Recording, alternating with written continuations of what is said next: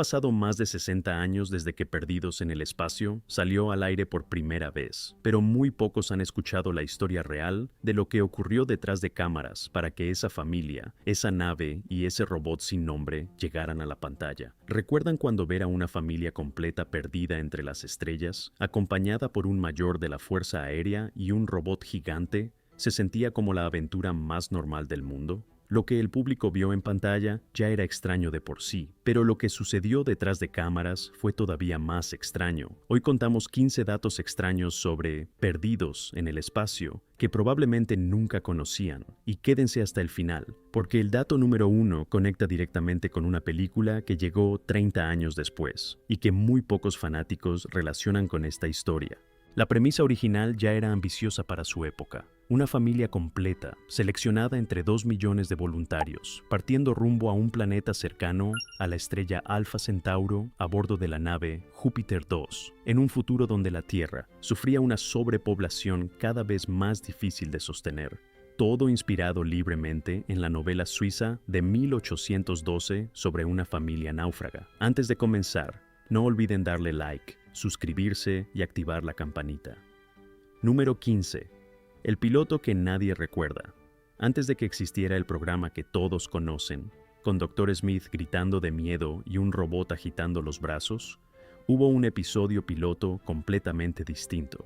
Se llamó, en su título original en inglés, No Place to Hide, y en él no aparecía ni Dr. Smith ni el robot, ninguno de los dos. La historia se centraba únicamente en la familia Robinson enfrentando el espacio por su cuenta, sin el villano cobarde ni la máquina parlante que hoy son inseparables del recuerdo de la serie. Los ejecutivos de la cadena vieron ese piloto y no quedaron convencidos. No dijeron que no de forma definitiva, pero tampoco dijeron que sí. Le dieron a Irwin Allen, el creador del proyecto, la oportunidad de repensarlo por completo antes de comprometerse a producir la serie. Fue en ese proceso de reescritura, entre reuniones de guión y sesiones de revisión con la cadena, donde nacieron los dos elementos que terminarían definiendo el programa entero. Y aquí está la parte que lo hace todavía más interesante. Buena parte del metraje filmado para ese piloto rechazado terminó reutilizado dentro de los primeros episodios de la temporada 1, mezclados sin que la mayoría de los espectadores lo notara jamás. Es decir, el programa que ustedes recuerdan comenzó literalmente como una versión distinta de sí mismo, editada y remendada hasta convertirse en otra cosa. Ese piloto original, además, no fue una producción barata. La cadena invirtió en él una suma considerable para lo que era habitual en la televisión de la época, consecuencias de efectos especiales y escenografía pensadas para impresionar a los ejecutivos desde el primer minuto. Que semejante inversión terminara siendo, en esencia, una prueba de concepto descartada y reciclada. Dice mucho sobre lo impredecible que puede ser el camino de una idea hasta convertirse en un clásico de la televisión. Número 14. El ejecutivo que dijo que sí a una serie y que no a otra. Irwin Allen presentó la idea de Perdidos en el espacio al programador de CBS, James Aubrey, quien la aprobó casi de inmediato. Aubrey vio en la propuesta algo comercial, algo que podía funcionar con audiencias familiares de todas las edades, y no dudó en darle luz verde. Pero aquí viene el giro que muy pocos conocen. Apenas unas semanas después, otro creador se sentó frente al mismo Aubrey para presentarle su propia idea de ciencia ficción.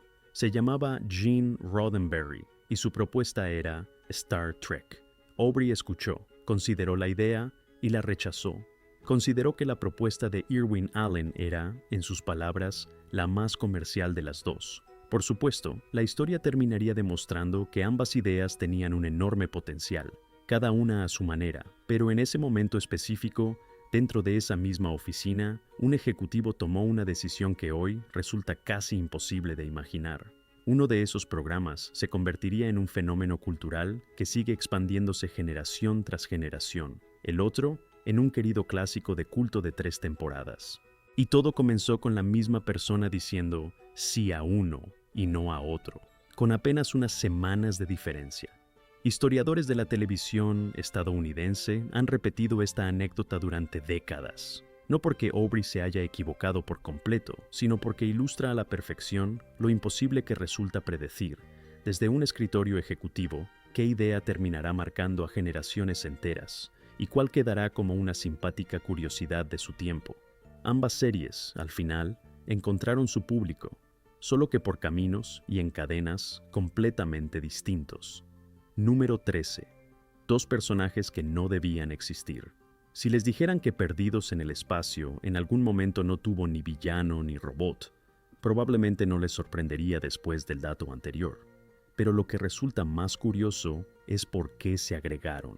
Cuando la cadena pidió cambios al concepto original, el equipo de producción entendió que necesitaban una razón concreta para explicar cómo una familia entera terminaba perdida en el espacio, y necesitaban también un antagonista fijo que generara conflicto semana tras semana. Así nació Dr. Zachary Smith, un agente enemigo extranjero en plena Guerra Fría, cuya misión era sabotear la nave Júpiter 2 antes del despegue. El plan de Smith salía mal, quedaba atrapado a bordo, y su peso adicional desviaba la nave de su curso, provocando que se perdiera.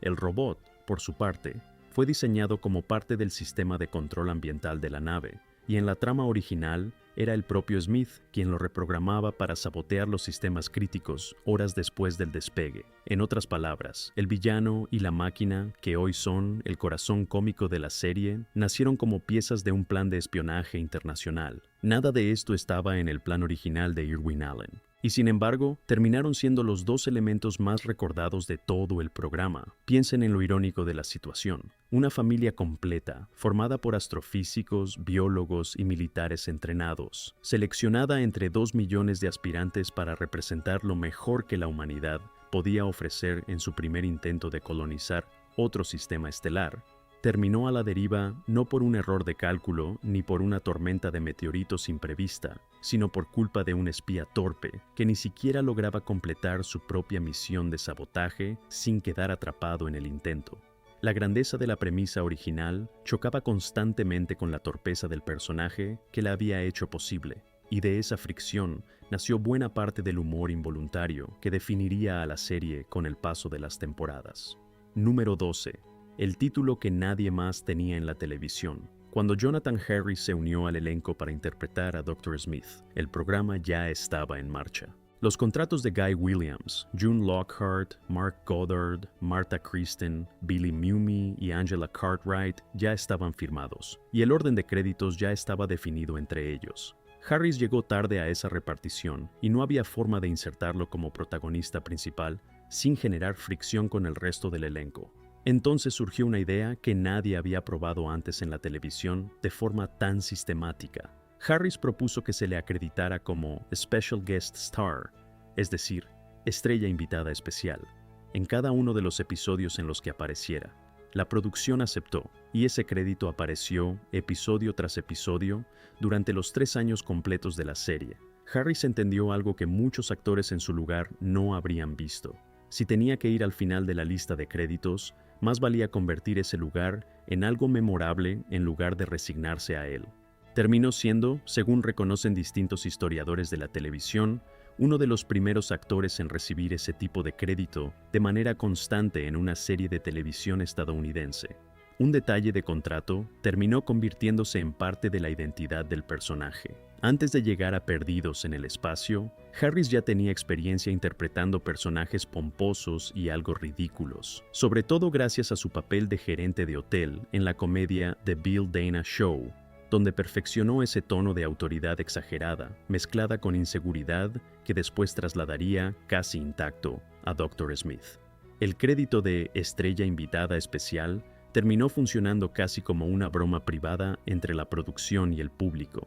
Técnicamente sonaba a una aparición ocasional, pero Smith terminó siendo, episodio tras episodio, uno de los personajes con más tiempo en pantalla de toda la serie. Número 11. El villano que se reescribió a sí mismo frente a las cámaras. Jonathan Harris no se limitó a actuar el papel de Dr. Smith tal como estaba escrito. Según ha contado Billy Mumy en distintas entrevistas a lo largo de los años, Harris llegaba al set con ideas propias sobre cómo debían fluir las escenas y no dudaba en ajustar el orden de los diálogos en el momento mismo de la grabación. Mumy ha recordado cómo, en plena filmación, Harris lo detenía para explicarle que antes de que él dijera su línea, el robot debía intervenir primero, con varias frases adicionales, cambiando por completo el ritmo de la escena escrita originalmente. En el guión inicial, Smith fue concebido como un villano serio y amenazante, un espía sin ningún tipo de gracia. Mummy mismo ha señalado que en su primer episodio se daba a entender que ese personaje terminaría siendo eliminado de la trama después de un tiempo, pero Harris tenía otra visión. Poco a poco, con pequeños ajustes de tono, de mirada y de ritmo, transformó a ese espía amenazante en el cobarde manipulador, quejumbroso y sorprendentemente entrañable que el público terminó adorando. Fue, en palabras del propio Mummy, el actor quien construyó ese personaje prácticamente solo, episodio tras episodio, hasta convertirlo en la columna vertebral cómica de todo el programa. Ese cambio de tono, sin embargo, no fue celebrado por todo el elenco. Según ha señalado el propio Mummy, tanto Mark Goddard como Guy Williams llegaron a mostrar su incomodidad con el giro que la serie estaba tomando, ya que ambos habían firmado originalmente para protagonizar un drama de ciencia ficción serio, y poco a poco vieron cómo el centro de atención se desplazaba hacia Smith, Will y el robot, relegando a los adultos de la familia Robinson a un papel cada vez más secundario dentro de sus propias tramas. Número 10. El hombre que vivía dentro del robot. El actor Bob May consiguió el papel del robot casi por casualidad. Se encontraba en los estudios de la Fox por otro motivo, cuando alguien lo vio y lo envió a hablar con Irwin Allen sobre el puesto. Según contó June Lockhart años después, Allen simplemente le dijo que si lograba entrar en el traje, el trabajo era suyo. May entró y terminó interpretando al robot en los 83 episodios completos de la serie, sin excepción. El traje era pesado, complicado de mover y limitaba enormemente su visión, así que May desarrolló una estrategia poco común. Se aprendió de memoria las líneas de todos los demás actores del elenco, no solo las propias, para saber exactamente en qué momento debía reaccionar, sin depender de señales externas que apenas podía percibir desde dentro del traje. Describía el disfraz como su segundo hogar, y era tan complicado entrar y salir de él que prefería quedarse adentro incluso durante los descansos de filmación. En esos descansos, fumaba cigarrillos dentro del propio traje, que tenía un cenicero incorporado para esa función. Se cuenta que, en más de una ocasión, Irwin Allen llegó al set entre tomas y se encontró con una columna de humo saliendo directamente del robot, para diversión del resto del elenco. May ya tenía experiencia previa como actor y doble de acción antes de ponerse el traje, algo que resultó fundamental considerando lo físicamente exigente que era el papel. El disfraz completo pesaba considerablemente, limitaba el movimiento de brazos y piernas y exigía que May pasara horas enteras bajo capas de material rígido sin poder ver con claridad lo que ocurría a su alrededor, dependiendo casi por completo de la memoria y del oído para no perder su marca en cada escena. Número 9. Una voz que jamás estuvo dentro del traje. Aunque Bob May daba vida física al robot con todo su cuerpo, ni una sola palabra de diálogo salía realmente de él. La voz completa del personaje pertenecía a otra persona, Dick Tufeld, quien además era el narrador oficial de la serie desde su primer episodio. Todo el diálogo del robot se grababa por separado y se doblaba después sobre las escenas ya filmadas. La frase que definiría a un personaje para siempre, peligro, Will Robinson, se convirtió gracias a la voz de Tufeld en una de las expresiones más reconocibles de la televisión estadounidense de los años 60. Curiosamente, la propia voz de Bob May sí llegó a escucharse en algunas ocasiones, cuando el robot cantaba o cuando su diálogo se superponía brevemente con el de otros personajes durante la grabación en vivo. Pero para el público, el robot siempre tuvo una sola voz, la de un hombre al que la mayoría de los espectadores jamás vio en pantalla ni relacionó con el papel. Dos actores, uno prestando el cuerpo y otro la voz, construyeron entre ambos a uno de los personajes más queridos de la ciencia ficción televisiva, sin jamás compartir el mismo espacio frente a cámara. Tufeld, además, no solo era la voz del robot, también abría cada episodio con la narración dramática que resumía la situación de la familia Robinson antes de que comenzara la acción, duplicando así su presencia en la serie sin que su rostro apareciera jamás en pantalla. Pocos programas de la época dependieron tanto de una sola voz para sostener dos funciones narrativas completamente distintas al mismo tiempo. Número 8. El mismo diseñador detrás de otro robot legendario.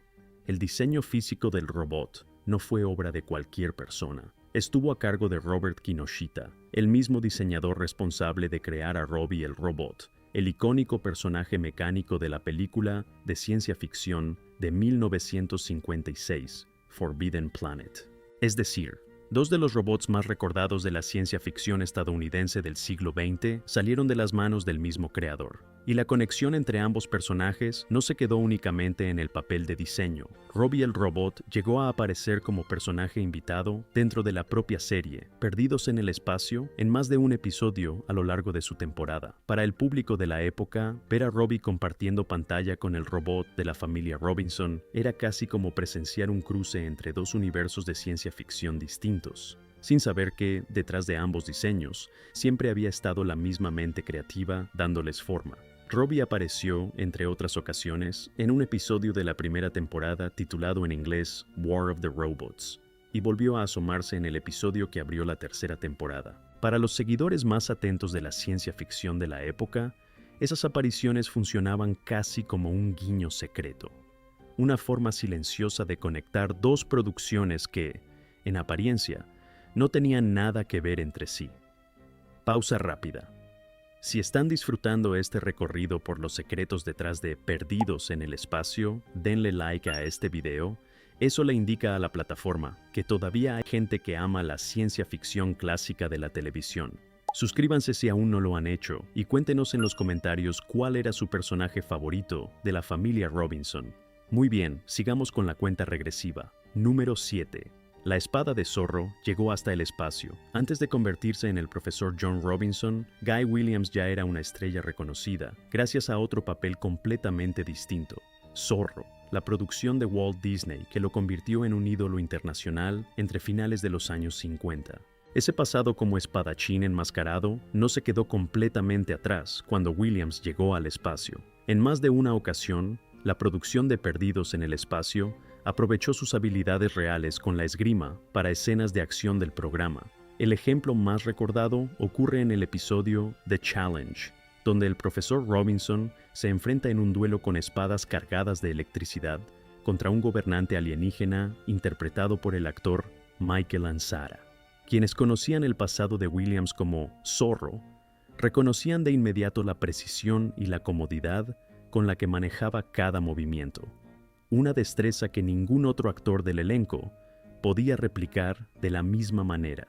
El hombre, que alguna vez defendió California enmascarado, terminó defendiendo a su familia entre las estrellas, espada en mano. Nacido como Armando Joseph Catalano, hijo de inmigrantes italianos en la ciudad de Nueva York, Williams había construido toda una carrera y una legión de admiradores gracias a Zorro antes de aceptar el papel del profesor Robinson. Y esa fama previa fue justamente uno de los motivos por los que la producción lo consideró la elección perfecta para encabezar el elenco de una nueva serie familiar de aventuras.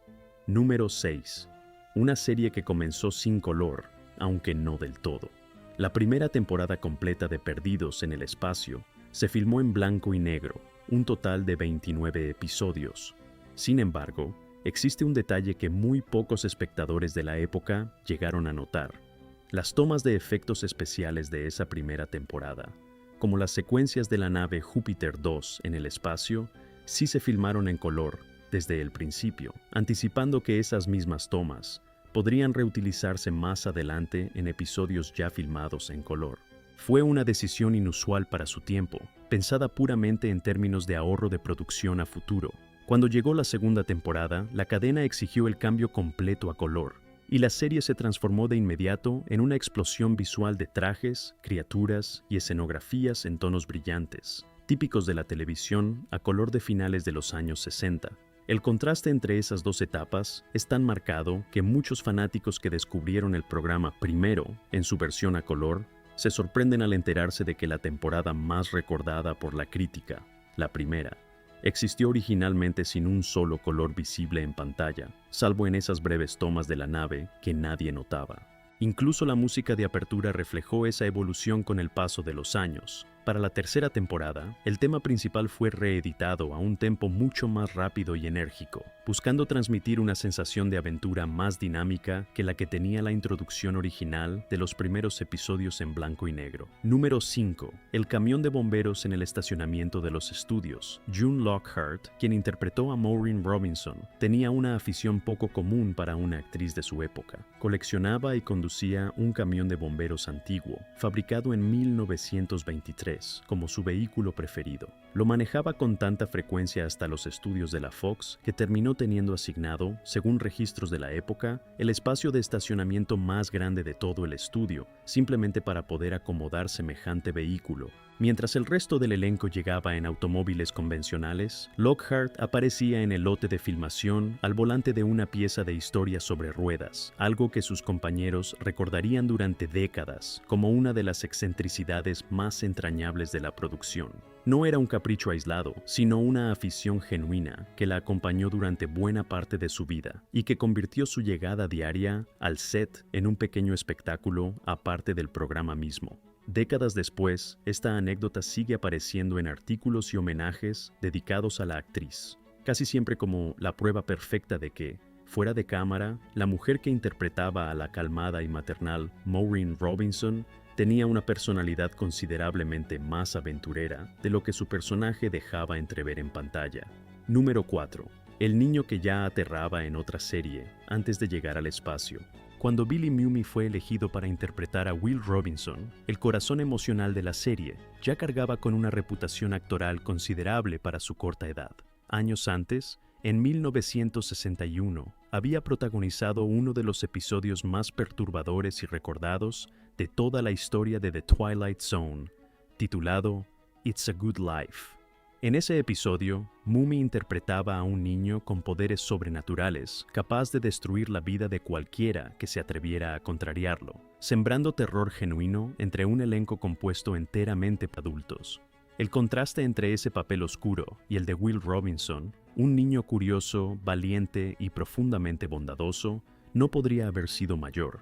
El mismo actor que unos años antes había hecho temblar a toda una audiencia en blanco y negro, se convirtió, en Perdidos en el Espacio, en el personaje más noble y querido de toda la familia, el mejor amigo del robot y el centro emocional de casi cada aventura. Pocos niños actores de su generación lograron pasar de un extremo tan oscuro a uno tan luminoso con tanta naturalidad. Para cuando llegó a Perdidos en el Espacio, Mumy ya llevaba varios años trabajando de forma constante en la televisión estadounidense, acumulando papeles en distintas series y programas antológicos, lo cual le dio, siendo apenas un niño, una soltura frente a cámara que muchos adultos del elenco reconocían como algo poco común para su edad. Número 3. El futuro protagonista de acción que retó a Will Robinson.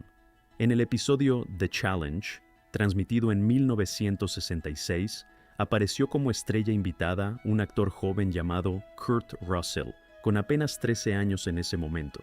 Russell interpretó a Quano, un adolescente alienígena de una civilización guerrera que desafía a Will Robinson a un duelo para demostrar su valentía, mientras su padre, el gobernante de su planeta, era interpretado por el veterano actor Michael Ansara. En ese mismo episodio, curiosamente, el profesor Robinson terminaba enfrentando en duelo al padre de Quano, dándole a Guy Williams otra oportunidad de lucir sus habilidades de esgrimista heredadas de su época como Zorro. En ese momento, prácticamente nadie en el set imaginaba que ese niño actor terminaría convirtiéndose años más tarde en una de las grandes estrellas de acción de Hollywood, protagonista de películas reconocidas mundialmente. Aquel duelo infantil entre Will Robinson y el joven guerrero alienígena resultó ser, sin que nadie lo supiera entonces, el primer paso de Russell dentro del género de ciencia ficción que después definiría buena parte de su carrera. Para ese momento, Russell ya había aparecido en cine y televisión desde muy pequeño,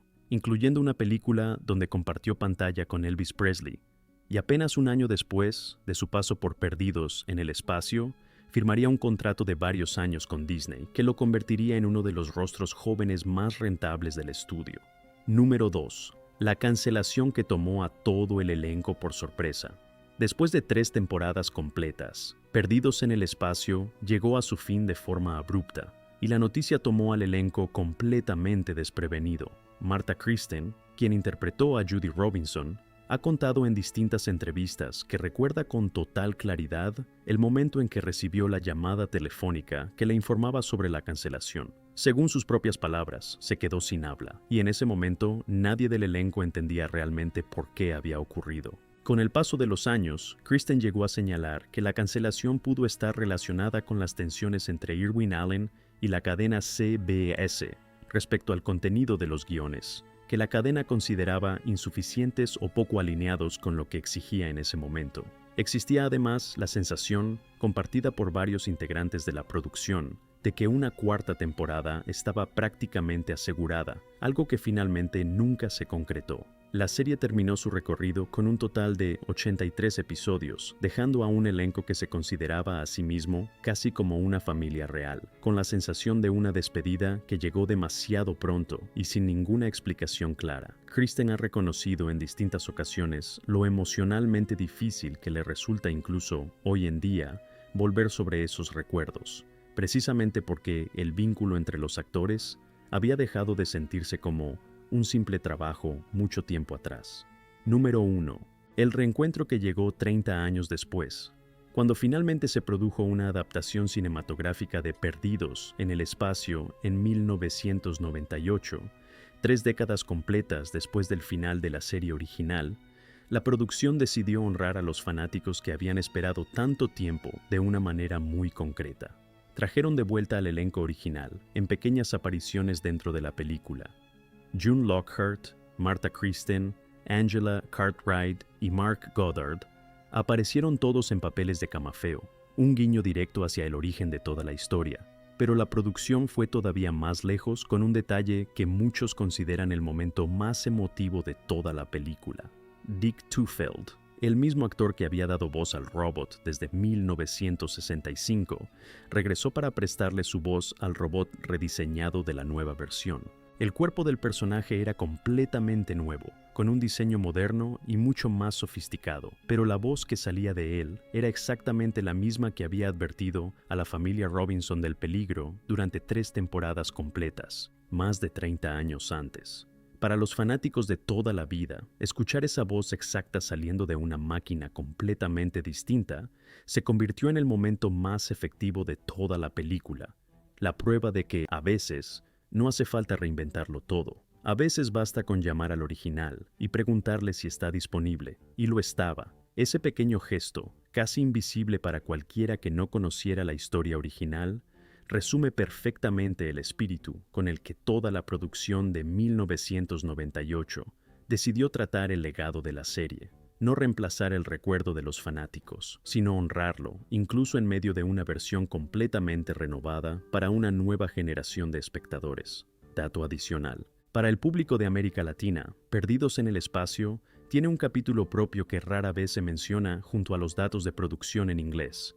La voz del robot en el doblaje latinoamericano estuvo a cargo de Jorge Arbizu, apodado cariñosamente El Tata, uno de los actores de doblaje más queridos e influyentes en la historia de la televisión hispanohablante. Arbizu fue la voz detrás de personajes tan queridos como Pedro Picapiedra en Los Picapiedra y el Superagente 86, entre muchísimos otros papeles memorables a lo largo de su carrera. Gracias a él, la frase "peligro, Will Robinson" resonó con la misma fuerza en español que en su idioma original, formando parte de la infancia de generaciones completas de televidentes latinoamericanos. Otro dato curioso que pocos conocen, la música principal de la serie fue compuesta por un joven John Williams, acreditado en ese momento bajo el nombre de Johnny Williams, muchos años antes de convertirse en el compositor detrás de bandas sonoras como Star Wars, Tiburón o Jurassic Park. Es decir, uno de los compositores más importantes de la historia del cine ya estaba dejando su huella en la televisión,